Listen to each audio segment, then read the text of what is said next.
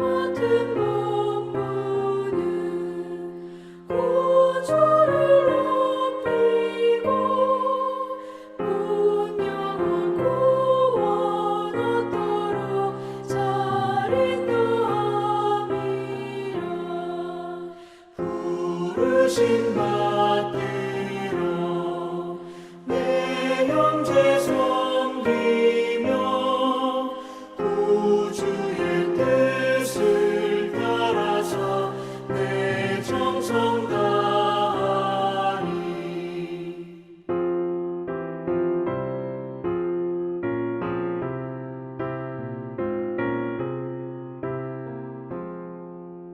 주 앞에 모든 일 선하게 하시고 이후에 주님 뵈올 때 상 받게 하소서. 나 항상 깨어서 늘 기도드리며 내 믿음 변치 않도록 날 도와주소서.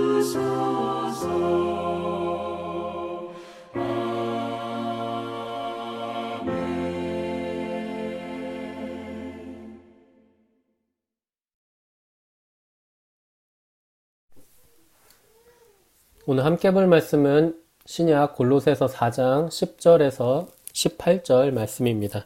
신약 골로새서 4장 10절에서 18절 말씀입니다. 제가 본문 전체 읽고 말씀 전하도록 하겠습니다. 나와 함께 갇힌 아리스다고와 바나바의 생질 마가와 이 마가에 대하여 너희가 명을 받았음에 그가 이르거든 영접하라. 유스도라 하는 예수도 너희에게 문안하느니라. 그들은 할례파이나 이들만은 하나님의 나라를 위하여 함께 역사하는 자들이니 이런 사람들이 나의 위로가 되었느니라. 그리스도 예수의 종인 너희에게서 온 에바브라가 너희에게 문안하느니라. 그가 항상 너희를 위하여 애써 기도하여 너희로 하나님의 모든 뜻 가운데서 완전하고 확신 있게 서기를 구하나니 그가 너희와 라오디게아에 있는 자들과 히에라볼리에 있는 자들을 위하여 많이 수고하는 것을 내가 증언하노라. 사랑을 받는 의사 누가와 또 데마가 너희에게 문안하느니라. 라오디게아에 있는 형제들과 눈바와 그 여자의 집에 있는 교회에 문안하고 이 편지를 너희에게서 읽은 후에 라오디게아인의 교회에서도 읽게 하고 또 라오디게아로부터 오는 편지를 너희도 읽으라. 아키뽀에게 이르기를 주 안에서 받은 직분을 삼가 이루라고 하라. 나 바울은 친필로 문안하노니 내가 매인 것을 생각하라. 은혜가 너희에게 있을지어다. 아멘. 오늘 본문은 현재 바울이 편지를 쓰고 있는 그 당시에 바울과 함께 있었던 사람들의 바울과 그 사람들의 문안 인사가 담겨 있습니다. 특별히 바울과 함께 있었던 사람들은 세 부류로 나눠져서 각자 골로새 교회의 성도들에게 문안 인사를 하는데요. 그런 인사를 한 뒤에 바울은 또 마지막으로 라오디게아에 있는 또 성도들에게도 문안 인사를 추가적으로 합니다. 왜냐하면 우리들이 읽어서 아는 바와 같이 이 골로새서는 골로새 교인들에게, 골로새 성도들에게, 골로새 교회 성도들에게 보낸 편지이기도 하지만 이 편지가 라오디게아에 있는 성도들도 읽어야 되는 편지로 바울이 생각하고 있었기 때문에 오늘 이 편지의 마지막 부분에서 라오디게아에 있는 사람들에게도 문안을 하면서 그 편지를 읽을 것을 이야기하고 있는 겁니다. 그리고 또 반대로 바울이 라오디게아 교회에 보낸 편지도 이제 그걸 다 읽힌 후에 골로새 성도들에게 오면은 그것도 읽으라고 또 바울이 권면하고 있죠. 우리들이 라오디게아에 바울이 쓴 편지가 어떤 내용인지 사실 기록이 남아있지 않아서 알 수는 없습니다. 이거는 뭐 참고로 알아두시고요. 차근차근 오늘 한번 본문을 간략하게나마 한번 살펴보도록 하겠습니다. 10절에서 11절을 보면 문안한다라는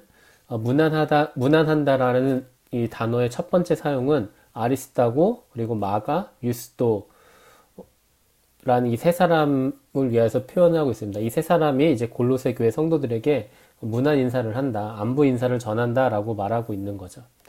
아리스타고는 당시 바울과 함께 감옥에 갇혀 있었는데요. 그는 본래 바울과 함께 사역에 참여했던 사람입니다. 사도행전 19장 29절 또 20장 4절의 말씀을 보면은 아실 수가 있는 사실이고요. 또 마가는 바나바의 조카로서 어떤 이유인지는 모르지만 바울의 1차 선교 여행에 함께 참여하고 있었습니다. 그런데 중도에 포기했던 사람입니다. 또 심지어 바울과 바나바는 2차 선교 여행 때 그의 재합류를 놓고 언쟁하다가 서로 또 갈라서게 되죠. 그러나 지금 로마의 감옥 속에 있는 바울은 이제 마가를 다시 인정하고 받아들인 것으로 보입니다. 디모데후서 4장 11절의 말씀을 봐도 확실히 바울이 이제는 마가를 한 명의 동역자로 사역자로 이렇게 인정하고 받아들인 것 같아 보입니다. 또 세 번째 인물은 유스도라고 하는 예수입니다. 예수는 유대식 이름이고요. 유스도는 로마식 이름입니다. 이 세 사람은 모두 할레파, 즉 유대인들이었습니다. 유대인 중에서도 특별히 이들만이 하나님의 나라를 위해 함께 애쓰는 동역하는 사람이라고 바울은 소개하고 있습니다. 그는 이들이 자신에게 위로가 된다고 덧붙입니다. 많은 유대인들에게 미움을 받으면서 주로 이방인들을 위해 이방인들 안에서 사역해온 바울에게 유대 동족인 이 세 사람의 수고가 바울에게 많은 위로가 되었음을 우린 짐작할 수 있습니다. 두 번째 문안한다라는 동사와 함께 소개되는 사람은 에바브라입니다. 바울이 에바브라를 소개할 때 다른 사람에 비해 많은 단어를 사용하여 소개하는 것은 그가 바울과 골로새 교회의 특별한 사람이기 때문입니다. 에바브라는 그리스도 예수의 종으로 또 너희에게서 온 인물로 소개됩니다. 그는 항상 이들 성도들을 위해 기도 가운데 애를 쓰는데 그들을 위해 힘써 기도하는 목적은 하나님의 모든 뜻 가운데서 완전하고 확신 있게 서기 위해서입니다. 즉 하나님의 뜻을 따라 흔들림 없이 온전한 성숙함을 얻기를 원한다는 것이죠. 우리는 완전과 확신이라는 말 속에 기도가 되어야 할 이유와 목표가 있음을 봅니다. 하나님께서 이 땅 위에 세우실 천국은 완전하고 확실한 것이지만 우리는 여전히 그곳에 이르기까지 완전하고 확실하게 성숙해가는 과정에 있기 때문입니다. 13절에서는 에바브라의 기도의 대상이 확대되고 있습니다. 그가 골로새 교회만이 아니라 라오디게아와 히에라볼리에 있는 이들을 위해서도 많이 수고하고 있다고 바울은 증거합니다. 똑같이 기도하고 있다는 뜻으로 받아들이시면 될 것 같습니다. 이렇게 에바브라는 기도의 특별한 사람이었습니다. 그래서 바울은 그를 특별한 비중을 두고 소개를 하는 것이죠. 세 번째, 문안한다는 말과 관련된 인물은 누가와 데마입니다. 누가는 의사라는 것과 그가 바울 등에게서 사랑을 받는 자로 소개됩니다. 이러한 소개를 봤을 때 그는 바울에게 있어 특별한 인물 중 하나였던 것 같습니다. 우리들이 잘 아는 바와 같이 이 누가가 바로 누가복음과 사도행전을 쓴 사람이죠. 하지만 아마 누가가 제일 마지막 부분에 소개된 것은 그가 골로새 교회와 특정한 연관성이 없었기 때문인 듯 합니다. 반면에 데마에 대한 소개는 아무것도 없습니다. 데마는 후에 디모데후서 4장 10절에서 세상을 사랑해서 감옥에 있던 바울을 버리고 데살로니가로 간 사람으로 소개되고 있는데요. 흥미롭게도 어떤 학자는 바울이 골로새서를 기록하고 있던 즈음에 바울이 이미 그런 조짐을 느꼈던 것 같다고 말하기도 합니다. 네, 그냥 참고로 알아두세요. 네, 확실한 건 아니니까요. 본문의 마지막 15절에서 18절에는 바울의 직접적인 인사말이 추가됩니다. 사도 바울은 라오디게아에 있는 형제들과 눈바와 그 여자의 집에 있는 교회에 문안합니다. 골로새 교회에 대한 인사말은 사실 1장 1절과 2절에서 이미 언급되어 있습니다. 여기에선 아까도 이야기한 것처럼 이 편지가 후에 라오디게아 교회에도 돌려 읽혀질 것을 염두에 두고 그곳의 교회에 대한 인사말을 덧붙이고 있는 것입니다. 또한 바울은 라오디게아 교회의 편지는 골로새 교회가 받아 읽도록 권유합니다. 바울은 마치 잊어버렸던 것이 생각난 듯이 아키뽀에 대해서도 말을 전합니다. 그는 빌레몬서 2절에도 나오는 인물인데요. 빌레몬의 아들이나 빌레몬의 집에서 모이는 가정교회 지도자로 추측됩니다. 그에 대한 본문의 기록이 자세하지는 않지만 아키뽀는 당시 중요한 사역을 맡고 있었던 것으로 보입니다. 그는 주 안에서 그 일을 성취해야 할 책임을 맡고 있었습니다.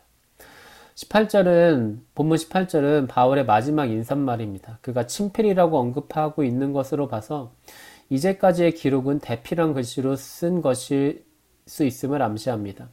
바울이 친필을 강조함으로써 골로새서의 모든 기록이 바울 자신의 편지임을 강조하는 것과 동시에 직접적이고 친근한 어조를 살려 골로새 교인들에게 마지막으로 인사를 합니다. 그리고 그가 감옥에 갇혀 있는 것, 매인 것, 이것을 생각하게 함으로써 바울은 골로새 교회 성도들로 하여금 그의 존재와 사역의 목적이 무엇인지를 다시 기억하게 하려는 듯 합니다. 마지막으로 바울은 짧지만 오히려 짧기 때문에 인상적인 여운이 남을 축복 기도로 골로새서를 마칩니다. 은혜가 너희에게 있을지어다. 비록 오늘 본문을 간략하게 살펴보았지만 우리의 귀에 확실히 들어오는 말들은 문안, 기도, 축복이라고 생각됩니다. 지금 바울 자신과 그와 함께 있는 사람들이 골로새 교회의 성도들에게 문안 인사를 하고 그들을 위해 기도하고 축복을 하는 이유가 무엇일까요? 그것은 사랑입니다. 우리는 흔히 기도를 많이 하는 사람을 보고 신앙이 아주 좋다는 평가를 합니다. 하지만 적어도 오늘 본문에서는 기도를 많이 한다는 것은 단순히 신앙이 좋다는 뜻이 아닙니다. 기도를 많이 한다는 것은 사랑한다는 것입니다. 바울의 증언대로 에바브라라는 사역자는 기도를 많이 하는 사람이었습니다. 그의 기도는 단순히 사역자로서 일반 성도들에게 기도를 많이 하는 것으로 신앙적 도전을 주기 위한 목회적 퍼포먼스가 아니었습니다. 그는 골로새 교회의 성도들을 사랑했고 모든 성도들이 가장 좋은 길, 그러니까 하나님의 인도와 후원을 충만히 받으며 살아가는 길로 가기를 간절히 바랬습니다. 하지만 모든 성도들이 하나님을 온전히 의지하며 살아가는 것은 단순히 사람의 어떤 노력으로 얻어낼 수 있는 결과물이 아니었기 때문에 그는 간절한 마음으로 성도들을 위해 기도를 한 것입니다. 우리가 교회에서 만나 인사를 하고 서로를 위해 기도하고 각자의 삶에 축복을 하는 것은 우리가 서로 사랑하기 위해 모인 사람들이기 때문입니다. 이 아침에 우리가 드리는 기도가 단순히 우리의 신앙이 좋다는 것을 증명하는 것으로 끝나는 것이 아니라 다른 성도들도 가장 좋은 길로 나아갈 수 있는 축복의 통로가 되기를 바랍니다. 함께 기도하겠습니다. 거룩하고 자비하신 하나님 아버지, 저희들이 정말로 서로 사랑하는 교회가 되기를 원합니다. 우리의 기도 생활이 단순히 우리의 신앙 상태를 점검하거나 증명하는 수준으로 끝나지 않고 나와 다른 성도들의 축복을 위한 섬김이 될 수 있도록 인도해 주옵소서. 딱히 위로받을 것 없는 세상에서 지쳐 있더라도 서로를 위한 작은 기도와 사랑으로 큰 위로와 힘을 얻는 우리 교회 모든 성도들이 될 수 있도록 인도해 주옵소서. 예수님의 이름으로 기도합니다. 아멘. 하늘에 계신 우리 아버지여, 이름이 거룩히 여김을 받으시오며 나라의 임하옵시며 뜻이 하늘에서 이루어진 것 같이 땅에서도 이루어지이다. 오늘날 우리에게 일용할 양식을 주옵시고 우리가 우리에게 죄 지은 자를 사하여 준 것 같이 우리의 죄를 사하여 주옵시고 우리를 시험에 들게 하지 마옵시고 다만 악에서 구하옵소서. 대개 나라와 권세와 영광이 아버지께 영원히 있사옵나이다. 아멘.